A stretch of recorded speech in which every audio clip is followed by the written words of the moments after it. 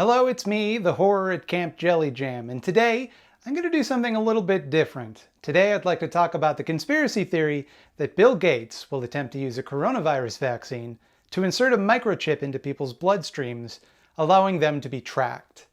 Right away, you're probably asking yourself, hey, how come you're wearing that hat? Why are you wearing a hat? What's that about? Are you trying to imitate your good friend and personal hero, Tim Pool? No, okay? I cut my hair bad. I did a bad job cutting my hair. Now it looks like this. Okay? Moving on. That theory might sound a little outlandish to you, and to be honest, me. But according to a poll on YouGov, more than half of all Republicans reported to believe this story, and almost a fifth of all Democrats.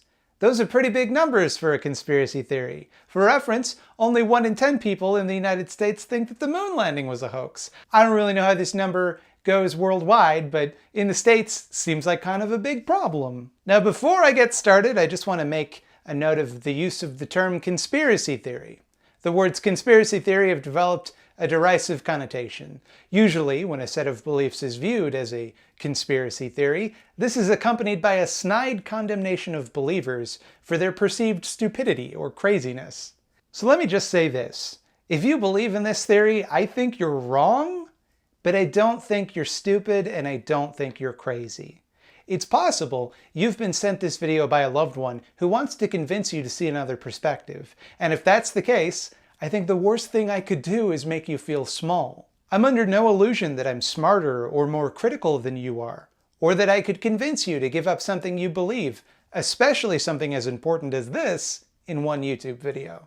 I cannot imagine how frustrating it must be to have information that you trust, that tells you something terrible is happening, and to try to warn your friends and loved ones, only to be met with ridicule and contempt. That's gotta sting. For the record, people who believe this conspiracy theory have clued into something that I think most people miss. They've intuited a very real problem, one that most people are blissfully incapable of seeing. But that has led them to what I believe is the wrong conclusion. I'll get into why I think believers are actually smarter than disbelievers give them credit for at the end of the video. And lastly, given the nature of these sorts of ideas, you may begin to believe that I'm some sort of agent of one of the companies or intelligence agencies involved in this conspiracy. And everybody, I'm filming this in my bedroom. I gave myself a haircut and I did a bad job. I'm not going to have fancy interviews or visual effects. I taught myself video editing. If the shadowy New World Order or Deep State or whoever paid for these videos, they probably should get their money back and get a professional to do them. All of this to say is that you can trust me. I'm very bad at my job. Debunking conspiracy theories, that type of thing, is not my bag, baby. I don't do that here on my precious YouTube channel, but I feel the need to talk about this one because I think a lot of people talk about it wrong. Either they condescend or mock believers, or they get on a moral high horse about what a nice swell guy Bill Gates is, and how dare you question him after all he's done for everybody. So let me just state unequivocally, Bill Gates, the Bill and Melinda Gates Foundation, and Microsoft are all terrible. I've actually talked about this in the past. I'm not going to defend them or their actions, but I would like to set the record straight regarding the vaccine issue. Not to defend Gates's honor, but because I want people to get vaccines because I think vaccines are good. And hopefully if enough people get one, we can leave our houses and our elderly relatives will stop dying needlessly. So the theory goes like this. Bill Gates intends to use the coronavirus pandemic as a smokescreen to insert trackable RFID chips into people's bloodstreams. RFID, or radio frequency identification, is the same technology that lets you tap your credit card at a store or makes the alarm go off if you try to steal something with a tag on it, but more realistically makes the alarm go off because the clerk forgot to take the tag off and they just wave you through and you know that you shouldn't, but you go through, and then everywhere you go you're just setting off alarms and you have to go back and get it removed, so you should have. An RFID chip is a small microchip that has a radio transponder inside it. It gives off a specific frequency which an RFID reader can identify when within range. These chips can be ridiculously small, So the idea is that in lieu of a vaccine, or maybe in addition to a vaccine, an imperceptibly small RFID chip will be injected into your body. Right away, problem jumps out at us. How are you going to inject a microchip into a human body with a needle? Needles are teeny tiny, known for being difficult to pass things through. But it's not as implausible as it sounds. The world's smallest RFID chip looks like this. It was first manufactured in 2007 by Hitachi, the same people who make the Magic Wand vibrators, so you know it's pretty good. It's 0.15 millimeters long, 0.15 millimeters wide, and only 7.5 microns thick. The RFID chip, not the vibrator. The vibrator is significantly larger. Hypodermic needles are measured in what's called the Birmingham gauge, a measure that includes the diameter at the hole of the tip of the needle. Needles used in delivering vaccines are 23 to 25 on the Birmingham gauge, meaning that at their narrowest, they're 2.6 millimeters thick. So in theory, you can implant one of these chips into somebody through a needle without them ever knowing. But the thing is, those types of RFID chips wouldn't work in a human body. The human body is mostly water. Salty water. And salt water tends to interfere with radio waves because they're electromagnetic. You know, water fucks up electricity, it's the same kind of deal. You need a large antenna, relatively speaking, to penetrate that, which is why when animals are chipped or human beings voluntarily get RFID implants, they look like this. That thing not gonna fit in a needle. You're not gonna disguise that as a vaccine. Gonna see that one coming. But even if you could, these are limited in functionality. They have a range of about 10 feet, meaning they're not gonna be able to monitor you from some satellite somewhere. Unless there's an RFID reader within 10 feet, they wouldn't even be able to tell that it's there. Also, if you have an RFID reader, and if you own a smartphone, you probably do because most smartphones can function as RFID readers, you'd be able to detect it right away. You could conceal the data on the chip, but there's no way to conceal the chip itself from RFID readers. That's the whole point. If you could, then there'd be no point in putting one in a human body. People would simply conceal it. All you'd have to do to prove that they were implanting this chip into your body is scan the injection spot with your phone. They couldn't do this. They'd be uncovered within minutes. So we can rule out RFID chips specifically, but is it possible that Bill Gates or Microsoft or whomever have developed some sort of newer, untraceable technology? Maybe. Anything could be possible, but we can't just idly speculate about what might be possible. We have to examine evidence.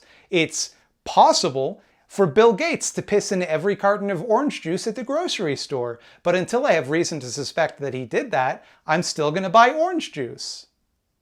Well, I'm not actually going to buy orange juice, but that's because of the sugar content, not the piss. The piss thing still strikes me as unlikely. Plausible, but unlikely. So is there evidence of some secret tracking tech that could be used alongside a vaccine injection? Obviously not. Except of course there is. Researchers at MIT have developed a type of invisible ink tattoo that can be applied alongside a vaccine injection specifically for the purpose of monitoring vaccination records. The dye would last up to 5 years and could be used to tell whether children in the developing world, where vaccination records are spotty, have received crucial vaccines. And guess who funded it? None other than the Bill and Melinda Gates Foundation. And that feels a little fishy, right? Like, that doesn't look good. Along comes the coronavirus, and it turns out that Bill Gates has been secretly funding a technology that lets you track who has and who has not received a vaccine.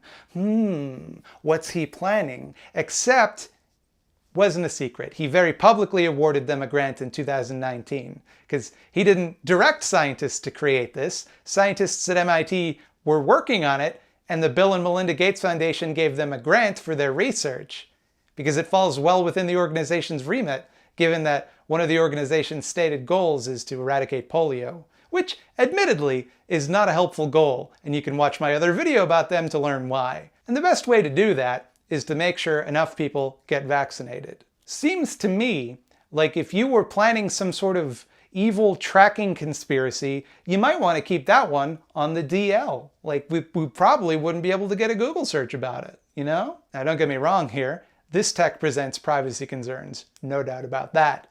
But it does have a legitimate non-conspiratorial function. namely facilitating vaccinations where records are spotty or difficult to access.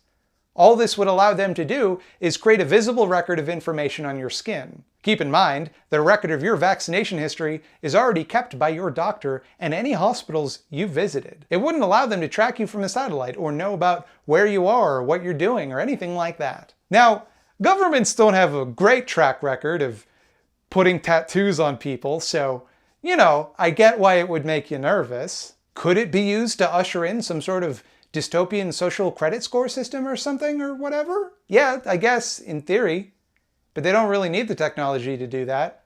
And they couldn't really do it secretly. Because although the dye is normally invisible, it can be seen, once again, through an app on your smartphone. There would be no way to conceal this information. So if they tried to accompany the vaccine with this technology, people would know within minutes. Bottom line, there's no evidence that Bill Gates or the deep state or whoever else is going to use the coronavirus vaccine, or any other vaccine for that matter, to install a tracking device or monitoring device of any kind in you. I'm not a doctor, so I wouldn't speculate on the safety or efficacy of a hypothetical vaccine itself, but there's no reason to worry about getting tracked or spied on because of it. So why do so many people believe this theory despite the lack of evidence? Part of it is just the nature of social media and science reporting.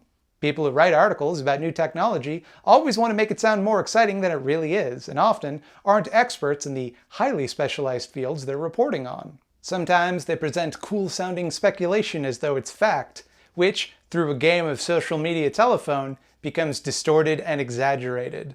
Most people aren't willing to do the admittedly simple research I've done here, and just go with their gut on stories they read online. I do that, you do that, admit it, we all do it.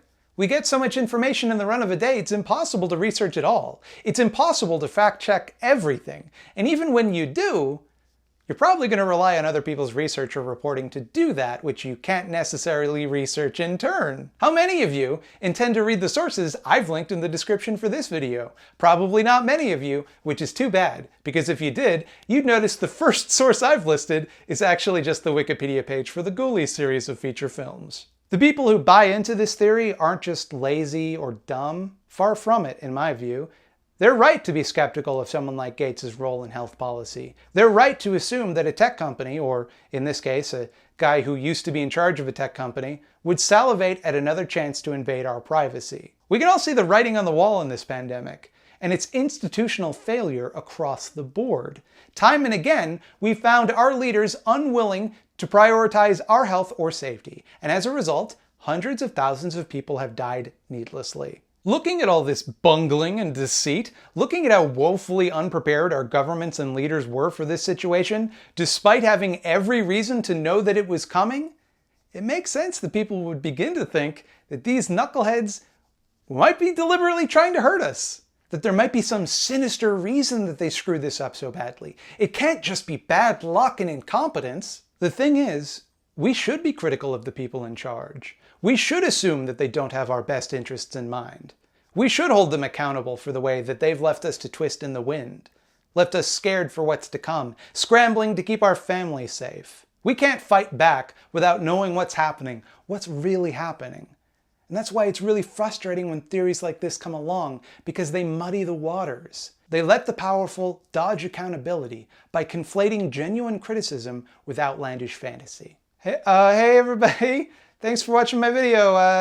Why don't you go to patreon.com/thoughtslime, and that's where You will not subdue us. Hello and welcome to the Eyeball Zone. Here in the Eyeball Zone, we share smaller projects and do a spooky bit that is often at odds with the subject matter of the thing we are sharing. Who's ready to learn about an ongoing genocide?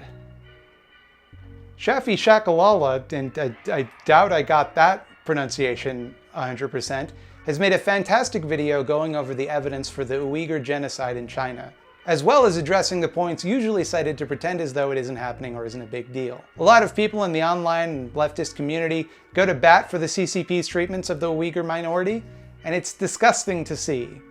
This video is as concise and to the point as you're going to get on the subject. And if you ever need a handy reference to the apologetics for the CCP's genocide, this will be useful for you. And boy howdy, I'm gonna get some tweets for this one. I can look forward to a fun weekend of tweets about this. Do you have a small leftist project you'd like to see featured here on the Eyeball Zone? Please send exactly one email to thoughtslimeeditor@gmail.com with the word eyeballs somewhere in the subject line and pertinent details like your pronouns, and perhaps you will find yourself trapped here in the Eyeball Zone. This one's the real end of the video. I tricked you before with my trickery. Why not hit the like button? Why not do that? Why not? You can also subscribe. And for that matter, why wouldn't you go to patreon.com/thoughtslime? Kick me a couple bucks. That one's understandable if you don't do. Not everyone can, that's fine. Even if you can and don't want to, that also makes sense. Don't worry about it. Regretting this bit. If you want more of my videos, you can go to youtube.com/scaredycatstv where I talk about horror movies every Tuesday at 12 p.m. Eastern Standard Time. I also stream here on YouTube and Twitch at 8 p.m. Eastern Standard Time on Thursdays. That's the day before Friday. Now you've learned which order the days go in. Hey, what'd you think of this one? This is a bit different. This is a bit of an odd one. Me going out there, looking up stuff, having a good time, looking at a conspiracy theory. What'd you think? Let me know. Okay, bye.